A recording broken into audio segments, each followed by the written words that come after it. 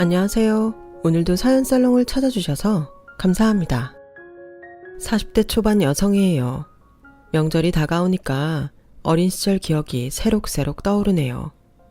또래 친구들은 이모, 삼촌, 고모한테 용돈 받을 생각에 들떠있던 그날이 저에게는 가장 외로운 날이었어요. 명절날 저희 집은 늘 저와 아빠, 엄마 이렇게 세 식구뿐이었거든요. 무남 동료였던 엄마는 부모님이 일찍 돌아가시는 바람에 가족이 없었지만 아빠의 경우는 조금 달랐어요.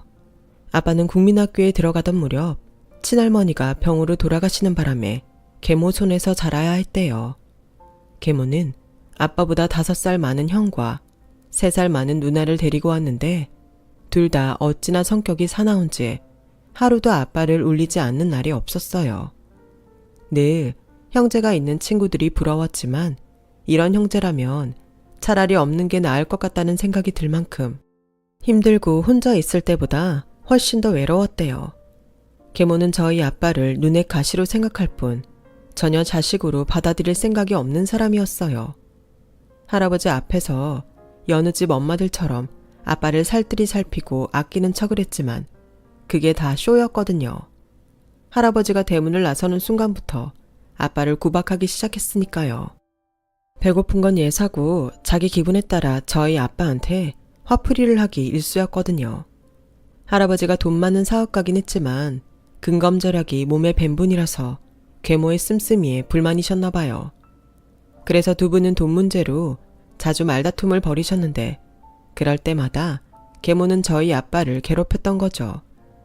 영문도 몰랐던 아빠는 계모와 의붓 형제들이 있는 집에선 마음 둘 곳이 없어서 가출을 밥 먹듯 하곤 했었답니다. 그렇게 밖으로만 돌던 아빠는 결국 할아버지와 점점 멀어지게 되었고 부자지간은 남보다 못한 사이가 되고 말았던 거죠. 대입에 실패하자 할아버지는 아빠를 군대에 보내버리셨어요.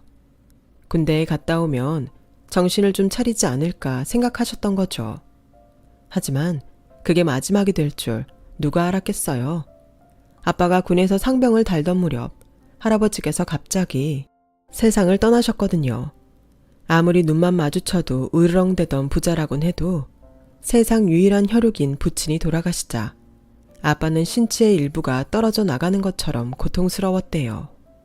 살아계실 때 말썽만 부렸던 게 죄송해서 더 그랬을 거예요. 하지만 슬픔이 채 가시기도 전에 아빠는 생각지도 못한 상황을 맞게 됐어요.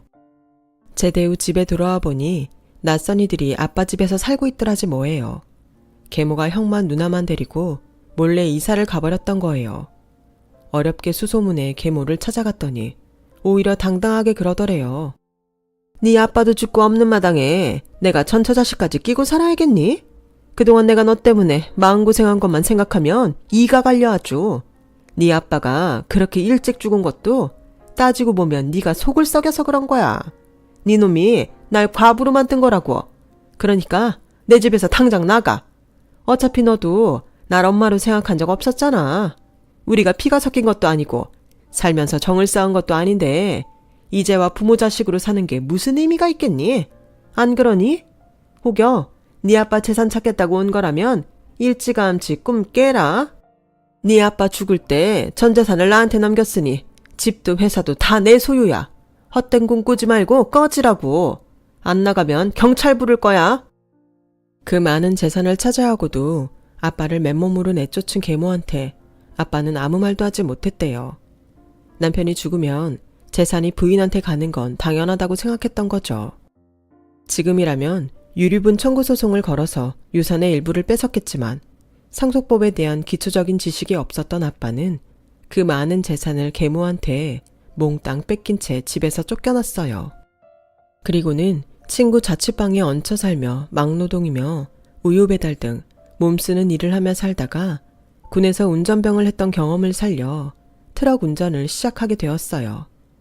공사판을 드나들며 일을 하던 아빠는 공사판 인근 한밥집에서 일하던 엄마를 만나 연애를 하다가 얼마 뒤 혼인신고를 하고 살기 시작했어요. 두 분 다 가족도 없이 사는 처지라서 결혼식은 고사하고 결혼 반지도 없이 부부가 된 거였죠. 아빠는 결혼 후에도 트럭을 몰았고 엄마는 식당 일을 하거나 가정집 파출부로 일하며 생계를 이어갔어요. 그러다 제가 태어나면서부터 몇 년간 집에서 살림만 하다가 제가 기저귀를 떼던 무렵부터 주인집 할머니께 저를 맡기곤 야쿠르트 배달을 시작하셨어요. 요즘 야쿠르트 배달은 1,400만 원이 넘는 정동 카트를 타고 하지만 예전엔 살구빛 사각 가방을 어깨에 둘러매고 온 동네를 걸어서 배달하곤 했어요. 평평한 길뿐만 아니라 비탈진 산동네까지도 다녀야 해서 엄마는 무릎 통증에 시달리곤 했죠.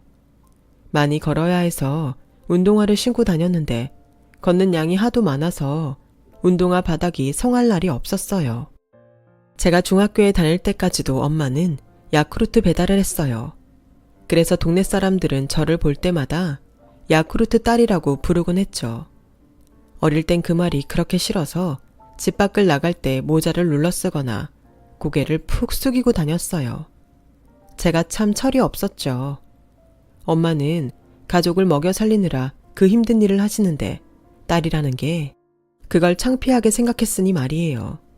요즘도 길을 가다 야쿠르트 아줌마를 보면 예전에 엄마가 고생하시던 게 생각이 나서 그냥 지나치지 못하고 양껏 팔아드리곤 해요.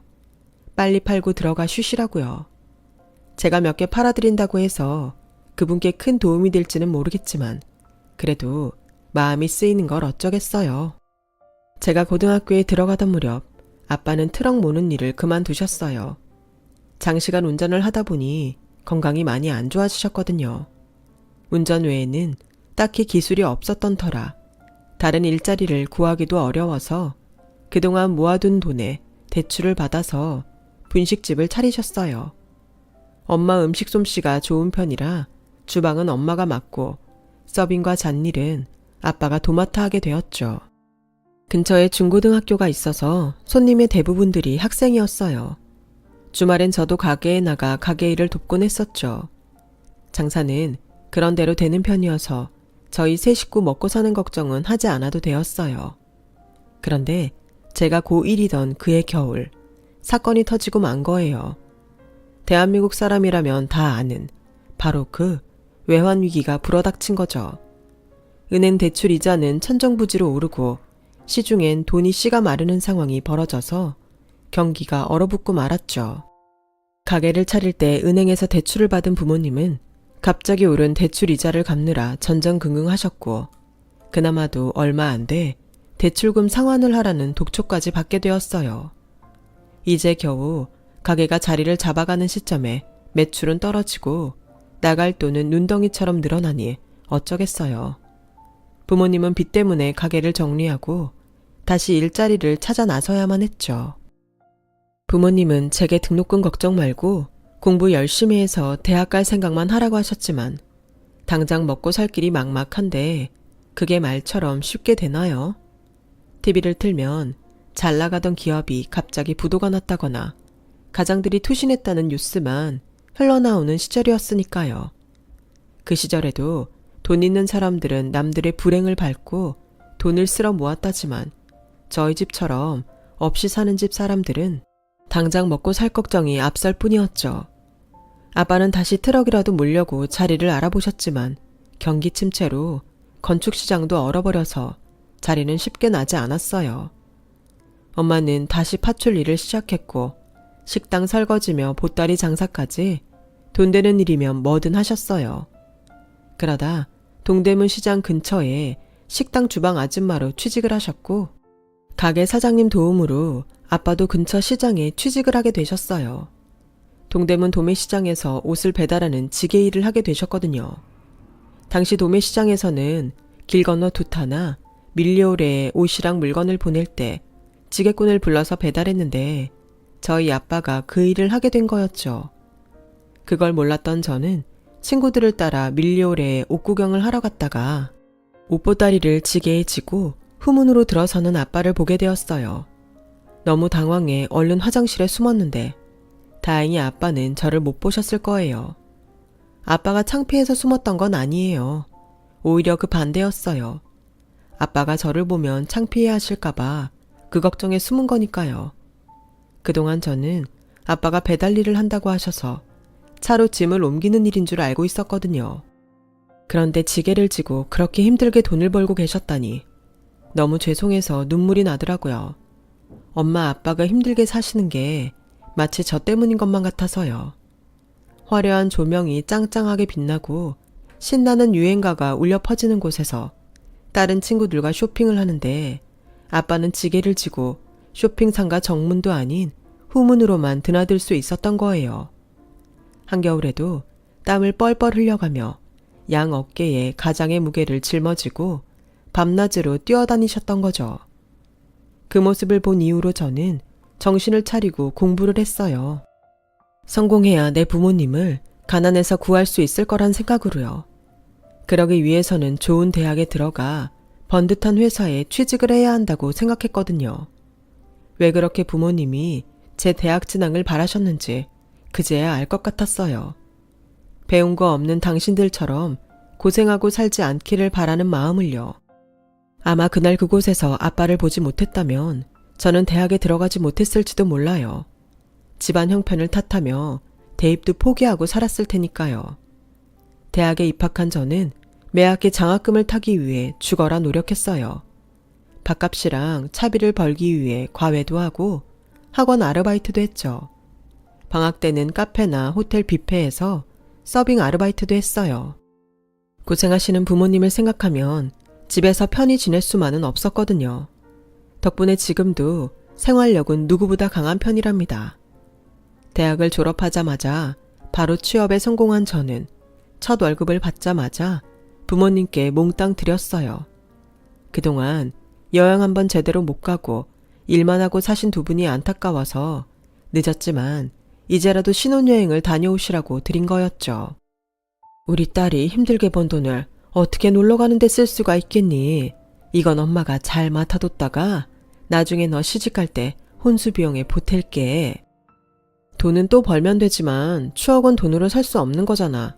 일상에 한 번뿐인 신혼여행이라고. 이번이 아니면 언제 가보겠어. 혼수는 때가 되면 내가 알아서 준비해 갈 테니까 걱정 말고 이번엔 내 말 좀 따라줘. 자식이 부모한테 처음 하는 효도여행인데 그것도 안 받아줄 거야? 그러지 말고 그냥 다녀와. 한참을 닥달한 끝에 부모님은 늦은 신혼여행을 떠나기로 하셨어요. 처음엔 안 가겠다고 버티던 엄마도 여행 떠날 날이 다가오자 설레서 밤잠도 설치시더라고요. 그간 부모님한테 변변히 해드린 것도 없어서 늘 죄송했는데 조금이나마 마음의 빚을 갚는 것 같아서 어깨에 힘도 들어가고 기분이 좋더라고요. 부모님들은 늘 자식한테 아낌없이 주시면서 받는 건 왜 그리 미안해 하시는지 정말 모르겠어요. 당당하게 받으셔도 되는데 말이죠. 그 후로도 저는 월급의 절반가량을 매달 엄마한테 가져다 드렸어요. 일 좀 줄이고 편하게 사시라고 그랬던 건데 부모님 마음을 그렇지 않았던 모양이에요. 옛말에 남편이 벌어다 주는 돈은 앉아서 받아도 자식이 벌어다 주는 돈은 서서 받는다고 저희 부모님도 그와 비슷한 생각을 하셨던 것 같아요. 제가 드리는 돈은 한 푼도 안 쓰시고 저 몰래 꼬박꼬박 저축을 하셨거든요. 언젠가 저를 위해 쓰시려고요. 직장 생활을 하면서 여유가 생긴 저는 대학 시절 못 해본 것들을 할 수 있었어요. 그중 하나가 연애였죠. 직장 동료가 주선한 소개팅에서 만난 남자와 연애를 시작했고 3년 연애 끝에 결혼 얘기가 오가게 됐어요. 남자친구 집은 저희 집에 비해 훨씬 잘 사는 편이었는데도 근검절약이 몸에 밴 사람이었어요. 직장에서 평판도 좋고 대인관계도 원만해서 주위에 사람들이 꼬이는 타입의 남자였죠. 내성적인 저와는 반대였어요. 어쩌면 저와는 상반된 모습에 반했던 건지도 모르겠네요. 유일한 단점이 있다면 항상 좋은 게 좋은 거란 생각으로 산다는 거였죠. 남한테 싫은 소리를 안 해요. 누가 봐도 불공평한 처우인데도 분란 일으키기 싫어서 참고 넘기는 편이었거든요. 어떻게 보면 사람이 좋아서 그런 거라고 넘길 수도 있는 일이지만 옆에서 매번 저까지 덩달아 손해를 보다 보니 가끔은 짜증이 나기도 했어요. 그래도 단점보다 장점이 많은 사람이라 그런 사소한 단점은 극복할 수 있을 거라고 생각했죠. 그땐 그이의 이런 성격 때문에 어떤 일이 벌어질지 몰랐으니까요. 부모님께 결혼 얘기를 꺼내자 엄마는 그제서야 그동안 서랍에 넣어두었던 통장을 제게 건네셨어요. 이제야 이 돈이 제 몫을 하겠구나. 그간 네가 열심히 번 돈이야. 부모가 돼서 딸 자식 결혼하는데 변변한 혼수도 못 해주고 네 손으로 벌어 시집가게 해서 미안해. 주변 사람들 보니까 딸 시집 보낼 때 돈이 꽤 든다고들 하던데 이걸로 될지 모르겠네. 모자라는 건 엄마랑 아빠가 어떻게든 보태줄 테니 너무 걱정하지 마. 없이 사는 부모 때문에 시댁에서 책 잡히면 안 되잖아. 그런 걱정 안 해도 돼. 정훈 씨네 집은 우리보다 훨씬 근검절약하는 집이라 혼수나 예단으로 트집 잡힐 일 없으니까. 그동안 내가 적금 들어 놓은 것도 있고 정 안 되면 대출 좀 받아도 되니까 돈 걱정은 하지 마세요. 그때까지만 해도 저는 시댁 식구들의 본 모습을 제대로 알지 못했기에 결혼을 만만하게 보고 있었어요. 하지만 시댁에 인사를 드리러 가서야 그동안 내가 참 어리석은 생각을 해왔다는 걸 알 수 있었죠. 시댁에 도착하자마자 어머님은 제게 상 차리는 것 좀 도와달라며 은밀히 주방으로 부르셨어요. 그리고는 거실에 새어나가지 않도록 속삭이듯 말씀하셨죠. 너도 알다시피 우리한테 자식이 청훈이밖에 더 있니? 그러니 결혼식만큼은 남 보란 듯이 제대로 치르고 싶구나. 개모임에 나가보니 요즘은 며느리가 시어머니한테 명품백 하나쯤은 기본으로 해준다고 하던데 너도 알고 있지? 그래서 말인데 나도 남들 드는 명품백 정도는 받아야 된다고 생각하는데 넌 어떻게 생각하니? 니네 형편 아는데 에르메스까지는 안 바란다. 그냥 저렴하게 샤넬이랑 구찌백으로 하나씩 해오거라. 넘버는 내가 문자로 넣어줄 테니까 꼭 그걸로 사와야 해. 그리고 이건 네 시아버지한테는 비밀로 해야 한다. 알았지? 어머님은 그동안 꼭꼭 숨기고 있던 욕망을 저를 통해 이루려고 하셨어요. 그런데 그건 어머님뿐만이 아니었어요. 식사를 마치고 다가를 준비하는데 마당에서 아버님이 저를 부르시더라고요. 얘 아가, 듣자니 요즘은 예단으로 시부모가 원하는 걸 해온다고 하던데 너도 알고 있지? 그래서 말이다. 혹시 내 걸로 생각해둔 게 없다면 골프클럽 풀세트랑 백을 해줬으면 하는데 말이다. 명품까지는 안 바라고 그냥 남들 보기에 창피하지 않을 정도로만 해오면 된다. 왜 그런 말 있잖니? 모든 운동은 장비빨이라고. 예전엔 몰랐는데 나이가 들어 그런가 요즘 들어 장비 욕심이 들지 뭐니. 늙어서 주책이라고 생각해도 어쩔 수 없다만 네 시어머니한테는 비밀로 해줬으면 좋겠구나. 근검절약은 개뿔. 두 분 다 내 돈 주고 사기 아까워서 무력을 감추고 있었던 것뿐이었어요. 그러다 자식 결혼을 핑계삼아 저를 통해 욕망을 채우려고 하셨던 거죠. 이 얘기를 얘랑한테 했더니 뭐라는 줄 아세요? 몰랐는데 우리 부모님 참 귀여우시네. 안 그래 자기야? 좋은 게 좋은 거라고 그렇게 원하시는데 기분 좋게 해드려. 좋은 날 앞두고 기분 좀 내시게. 자기야, 그걸 말이라고 해? 그게 돈이 얼만데. 우리 결혼 예산으론 무리라는 거 몰라서 하는 소리야? 애초에 예단비도 남자가 지불해오니까 여자 쪽에서도 거기에 비례해서 돈으로 보내는 건데 우리 경우는 다르잖아. 집도 살림도 둘이 똑같이 분담해서 하기로 했는데 무슨 예단비야. 그냥 자기가 어머님 아버님께 얘기 좀 잘해주면 안 될까? 나중에 우리 살림 좀 나아지면 그때 해드리겠다고 말이야. 그랬더니 얘랑이 입을 삐죽거리며 인상을 쓰더라고요. 그냥 좀 해주면 안 돼? 평소 안 그러시는 분들이 자기한테 어렵게 말 꺼내신 건데 어떻게 안 된다고 딱 잘라 말을 하냐? 그냥 분란 일으키지 말고 원하시는 대로 해드리자. 자기야, 응? 얘랑은 이번에도 대충 애교를 떨며 넘어가려고 했어요. 그놈의 좋게 좋게 하자는 말에 저는 등골이 휠판인데 말이죠. 아주 답답해서 엄마한테 그 얘기를 했더니 그럼 시부모님 선물은 엄마랑 아빠가 해주시겠다고 하더라고요. 그 말을 들으니 더 속상했어요. 똑같이 자식 낳아 애지중지 키웠는데 누군 명품백에 골프채 풀세트까지 받는데 누구는 아무것도 못 받고 그 돈을 내게 됐으니 말이에요. 그래서 다음 날 얘랑을 만나 저도 제 부모님 선물을 해달라고 했어요. 우리 엄마도 다이아 반지 해줘. 우리 아빠는 안마의자 하나 해주고 그럼 나도 자기 부모님 선물해줄게. 대충 가격도 비슷하니까 자기도 이 정도는 해줄 수 있지? 못하겠다고만 해봐. 나도 가만 안 있어. 그렇게 해서 우리 부부는 양가 부모님 선물을 사느라 생각지도 않았던 지출을 하게 되었어요. 엄마한테는 회사에서 결혼 축하금이 생각보다 많이 나와서 시부모님 선물은 제가 할 수 있겠다고 말씀드렸죠. 생각지 못한 지출 탓에 우리는 결국 전셋집을 포기하고 월세집에서 신혼을 시작하게 되었어요. 월세집을 탈출한 건 결혼 후 5년이 지나서였죠. 1 더하기 1은 1하지만 두 사람 벌이를 합해도 2배가 되지 않았거든요. 월급이 적어서가 아니라 결혼하고 보니 나가는 돈이 생각보다 많아서였어요.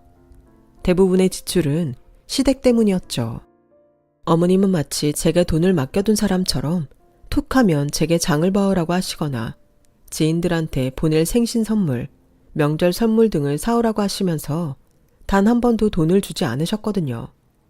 의례 그래도 되는 사람처럼 뻔뻔하게 나오시는 통에 삥 뜯기는 기본으로 심부름을 하곤 했어요. 그럴 때마다 남편은 그게 얼마나 되냐며 좋게 좋게 넘기자고 했죠. 그런데 도저히 참을 수 없는 일이 벌어진 거예요. 저는 결혼한 뒤로 줄곧 시댁 일이라면 발벗고 달려갔었는데 글쎄 시어머니가 사람들 앞에서 제 흉을 보고 계셨지 뭐예요. 저뿐만 아니라 저희 친정 형편을 들먹이면서 말이에요. 그날도 어머니 심부름으로 백화점에서 화과자를 사들고 시댁에 갔었는데 어머님이 안방에서 지인분과 통화를 하고 계시더라고요. 우리 며느리 말도 마라. 난 걔만 보면 기분이 다운된다니까. 친정 사는 꼴이 그 모양이라 그런가 애가 얼굴에 그늘이 졌잖아. 없이 산 티가 나는 거지 뭐. 남들은 처가덕도 보고 산다는데 우리 아들은 전생에 뭔 죄를 졌길래 그렇게 구질구질한 처가를 만났나 몰라.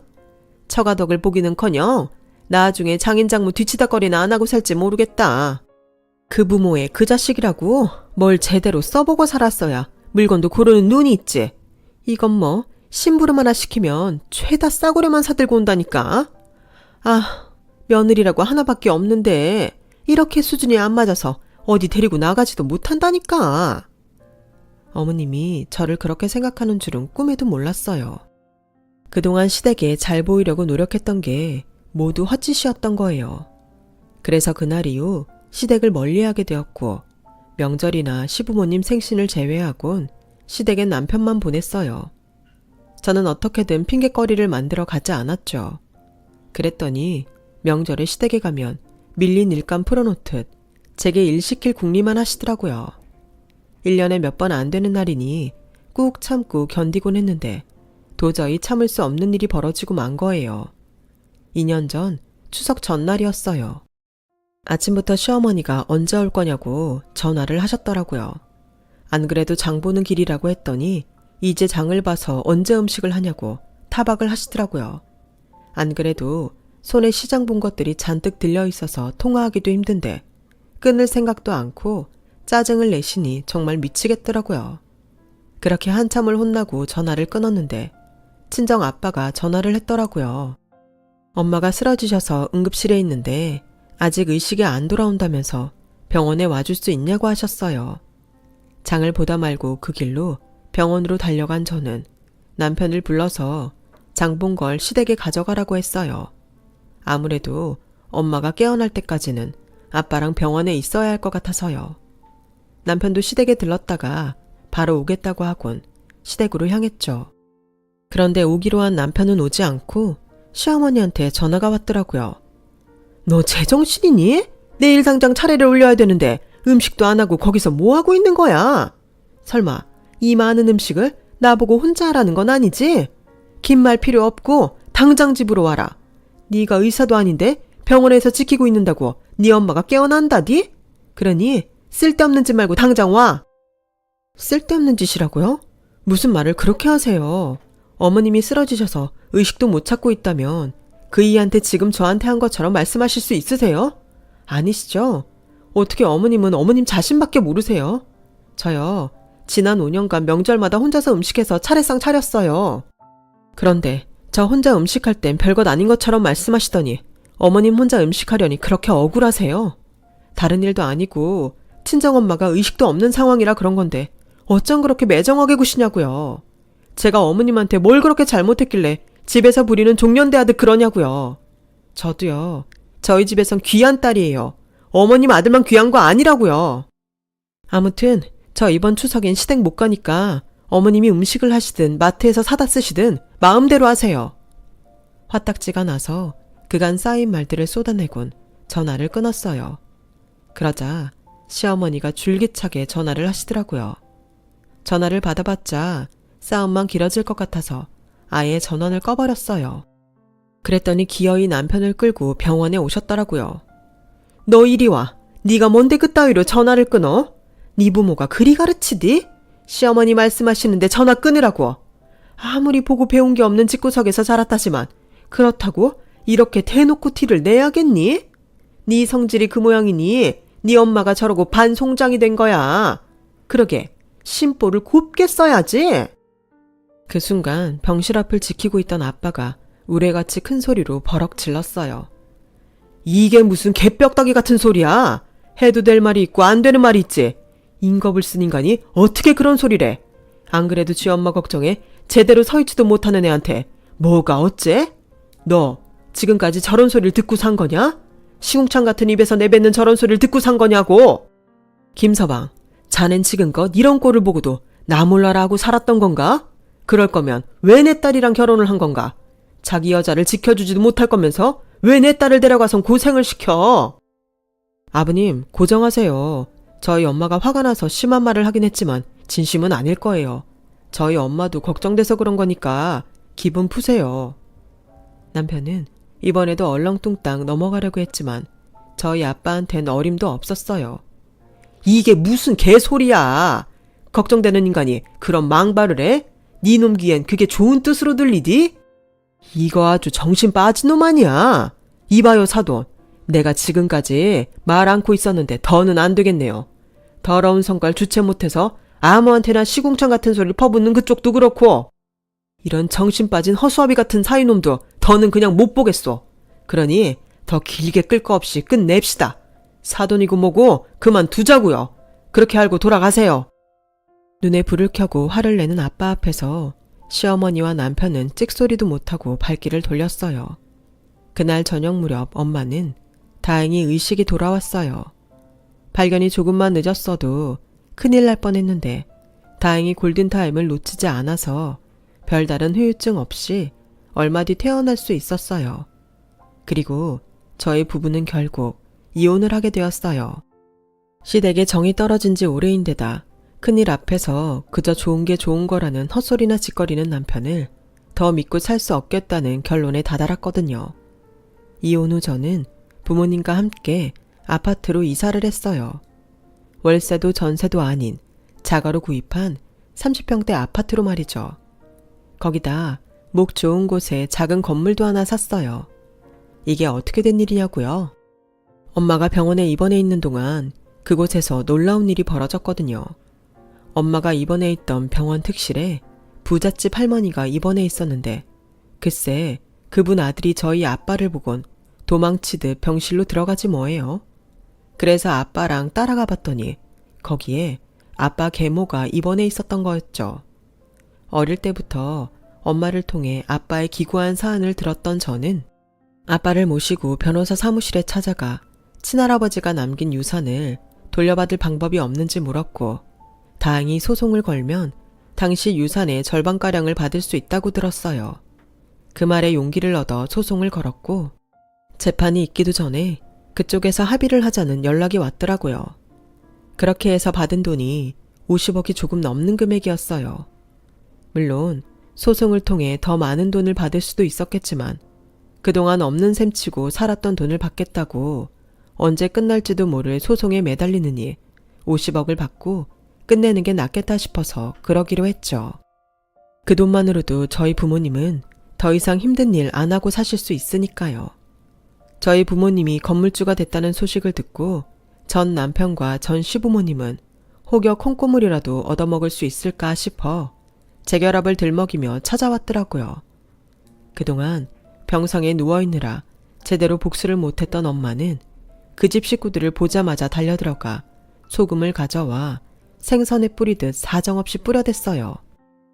어쩌냐? 니년이 말한 반송장이 멀쩡히 살아났으니 한 번만 더 내 딸 앞에 뻔뻔스런 낯짝 들고 찾아오기만 해봐라. 내가 니들을 반송장 만들어줄 테니 당장 꺼지지 못해. 끝까지 체면 구기고 소금에 푹 절여진 전남편과 그의 부모는 도망치듯 엘리베이터에 몸을 실었어요. 그게 벌써 10년도 더 된 일이네요. 저는 여전히 재혼을 안 한 채 부모님과 함께 살고 있어요. 여전히 회사에 다니면서 휴가 때는 부모님을 모시고 해외여행을 다니죠. 그 옛날 신혼여행을 갈 돈도 없었던 저희 부모님은 그 한풀이를 하듯 동남아는 물론 유럽 여행도 다니시고 전국 팔도 여행도 즐기시며 사세요. 비록 그 사이 많이 늙기는 하셨지만 그래도 아직은 장거리 비행기도 거뜬히 타시고 시차 적응도 거뜬히 하실 만큼 쌩쌩하시답니다. 지난 한 인생 힘겹게 살아오신 부모님이 오래오래 건강하시길 바랄 뿐이에요. 지금까지 제 사연을 들어주셔서 감사합니다. 건강하시고 행복하세요.